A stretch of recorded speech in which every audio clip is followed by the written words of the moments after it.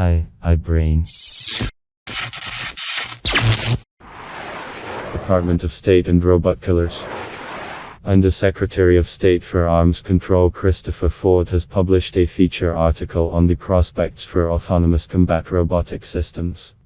In it, he immediately enters with trump cards. Firstly, public opinion is distorted by science fiction works. Secondly, look at the Chinese and Russians who wish to use artificial intelligence. Thirdly, the American army, unlike the Russians and Chinese, strictly adheres to the customs and rules of war equally on manned and autonomous means.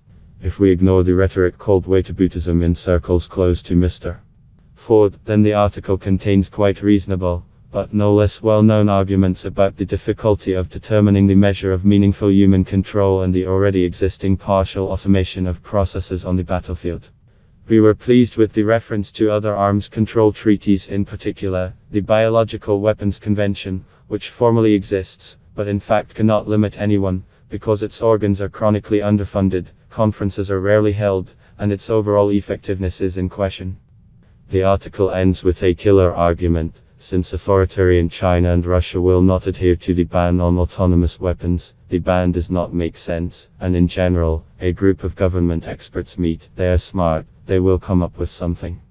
So we of course will not forbid killer robots.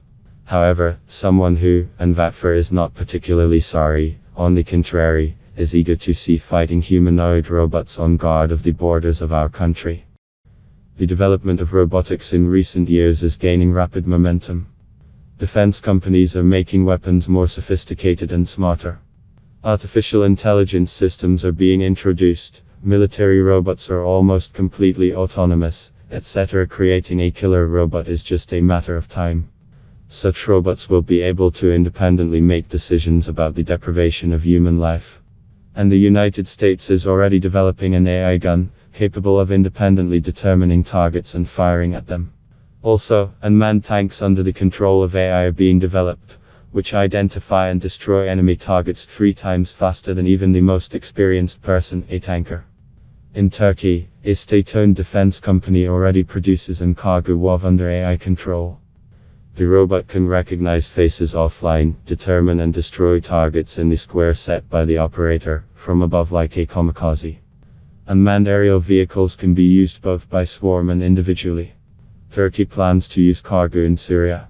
Activists in many states are calling for the creation of a set of international rules governing the creation of such weapons, or even a direct ban on their use. But some countries, including the United States, China and the Russian Federation, have not yet taken action on this issue. While the development of autonomous weapons continues, the PAX believes that there is still the opportunity to prevent a possible catastrophe. The group said manufacturing companies could play a decisive role in this, and should oppose the production of a fully autonomous lethal weapon.